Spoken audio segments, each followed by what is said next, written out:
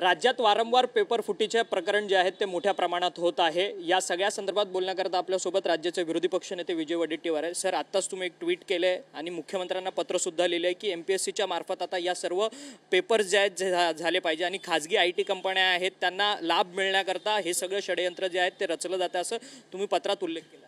नाही, या खाजगी कंपन्यांच्या माध्यमातून रिक्रुटमेंटचा विषय 2014ला सुरू झाला। यापूर्वी आमचं सरकार होतं, आम्ही जिल्हाधिकाऱ्यांच्याकडे हे सर्व रिक्रुटमेंटचा कारभार देत होतो। त्यांच्या अध्यक्षतेखाली किंवा त्यांच्या उपस्थितीमध्ये जिल्हा स्तरावर एक्झाम होत होत्या, कुठेही कंप्लेंट येत नव्हते। हे भूत आणलं कोणी? तत्कालीन भाजप सरकारने आणलेलं हे भूत आहे। याचा परिणाम असा झाला आहे की मोठ्या कंपन्यांच्या नावाखाली TCS सारख्या कंपनीला काम दिलं की त्यांच्याकडे मॅनपॉवर नाही, ते खाली काम देतात।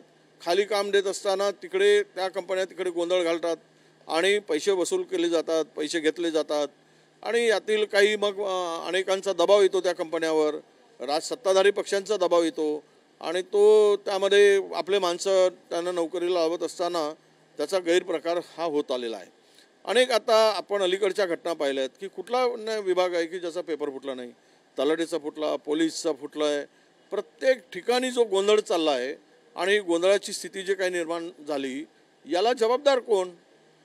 कोणावर कारवाई करणार? आम्हाला उलट मुख्यमंत्री आणि उपमुख्यमंत्री विरोधी पक्षाच्या नेत्याला पुरावे मागतात। हे काम तुमचं आहे ना, हे आमचं आहे काय? पुरावे शोधणं आम्ही दिलेत। आजकाल पत्र पाठवलं आहे मी, हे पुराव्यासह पत्र पाठवलं आहे मी मुख्यमंत्री आणि उपमुख्यमंत्र्यांना की तुम्ही हे शोध घ्या आणि याच्यावर SIT मार्फत कारवाई करा अशी मागणी केलेली आहे पत्र पाठवून। हा गोंधळामध्ये तरुण उद्ध्वस्त होत चालला आहे ना। म्हणजे यामध्ये 40-40, 50-50 लाख रुपये मोजले जातात अलीकडे नोकरीसाठी आणि या सगळ्या कंपन्या एकतर त्या पोरांच्याकडून एक्झाम फी म्हणून ते वेगळे वसूल केले जातात, ते मोठी रक्कम असते त्याचा फायदा वेगळा, आणि दुसरीकडून रिक्रुटमेंटमध्ये गोंधळ घालतात। काल परवा आपण पाहिलं बार्टीचे तार्टीचे हे याच्यामधले पेपर फुटलेत। हे सगळा पेपर फुटीचा गोंधळ या राज्यामध्ये जो निर्माण झाला आहे हे त्यावेळेच्या भाजप सरकारचं पाप आहे आणि आज हे सगळे रद्द करून कोणत्याही परिस्थितीमध्ये MPSCच्या धर्तीवरच या परीक्षा व्हाव्यात आणि त्यामध्ये जिल्हाधिकाऱ्यांच्या उपस्थितीमध्ये जिल्हा स्तरावर एक्झाम व्हावेत, जिल्हाधिकाऱ्यांना त्याचं अध्यक्ष नेमावं अशी मागणी आम्ही केलेली आहे। परंतु महसूल मंत्री एकीकडे म्हणतात की जे आरोप जे विरोधकांकडून लावले जातात त्या आरोपांच्या संदर्भात विरोधकांवरती आम्ही कारवाई करू असं महसूल मंत्री म्हणतात। अरे, कोणामध्ये दम आहे कारवाई करायची तर करून टाका म्हणा, कोणाला दम आहे तेवढं।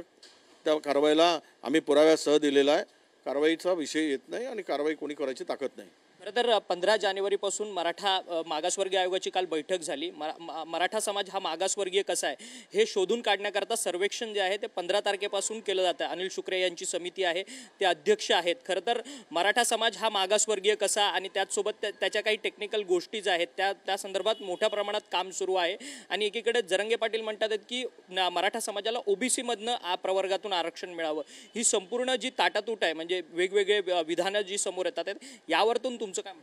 नाही, हे बघा, मराठा समाजाला आरक्षण देण्यासंदर्भात कोणाचा मराठा म्हणजे मराठा समाजातील OBCच्या ज्यांच्या नोंदी आहेत त्या संदर्भात तर कोणाचा विरोध नाही। राहिला सरसकट देण्याला तर त्याला आम्ही विरोध पूर्वी केलेला आहे। सरसकट होणे शक्य नाही आणि तुम्ही ज्या कुणबी प्रमाणपत्र मिळाल्यात, नोंदी मिळाल्या आहेत त्यांना द्यायला आम्ही काही विरोध अजिबात केलेला नाही। राहिला मागासवर्गीय ठरवायचा तर तुम्ही तुलना कोणाशी करताय?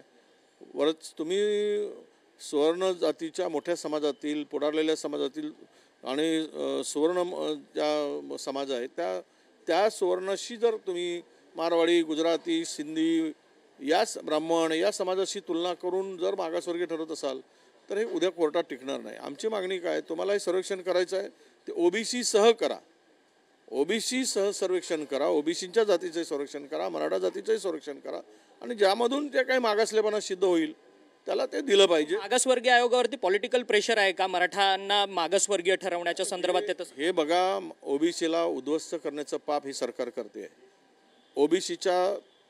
OBCला आता अंगावर जे काही अंडरवेअर बन्यान आहेत ते पण काढायचा आता सगळा प्रयत्न चाललेला आहे। म्हणजे कपडे तर काढलेच झालेत, आता काय कपडे पण धड मिळत नाही OBCच्या अंगावर, पण ते अंडरवेअर बन्यान पण काढून घेतील आणि नागळं करून OBCला फिरवतील अशा प्रकारची व्यवस्था निर्माण केली जात आहे आणि हे अत्यंत दुःख मी सांगतोय, अत्यंत म्हणजे वेदना माझ्या ज्या आहेत त्या वेदना मी इथे मांडतो. मग सरकार मराठा पुरस्कृत आहे का, थेट हा सवाल आहे. कारण की एकीकडे भुजबळ भांडताना पाहायला मिळतात सरकारच्या विरोधात, परंतु ते कॅबिनेटमध्ये त्यांची भूमिका ठेवत नाही, त्यामुळे अनेक तर्कवितर्क जे आहेत ते बाहेर मांडले जातात. नाही, भुजबळांची भूमिका ती काय आहे मी त्यावर फार भाष्य करणार नाही. मला एवढंच सांगायचं की तुम्हाला जे काही संरक्षण करायचं आहे ते सर्व समाजाचं करा, सर्व प्रवर्गाचं करा, ओबीसीचंही करा आणि मराठा समाजाचंही करा, एकत्रित करा. त्यातून जो काही मागासपणा सिद्ध होईल तो करून न्याय द्या, ही माझी भूमिका असणार आहे आणि ही भूमिका मी मांडतो आहे.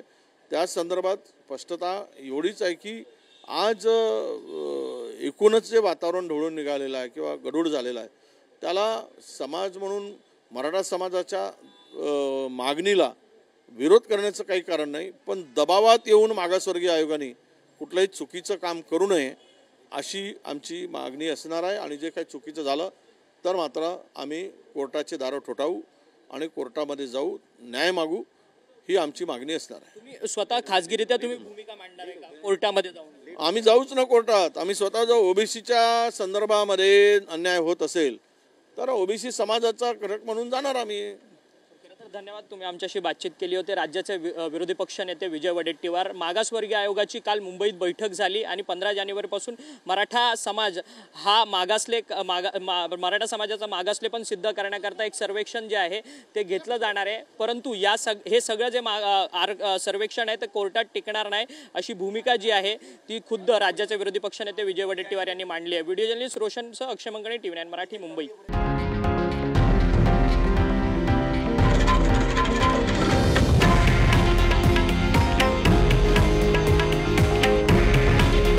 हे आहे देशातील नंबर 1 न्यूज नेटवर्क आणि आपण पाहत आहात TV9 मराठी. काळजी तुमची, हित महाराष्ट्राचं.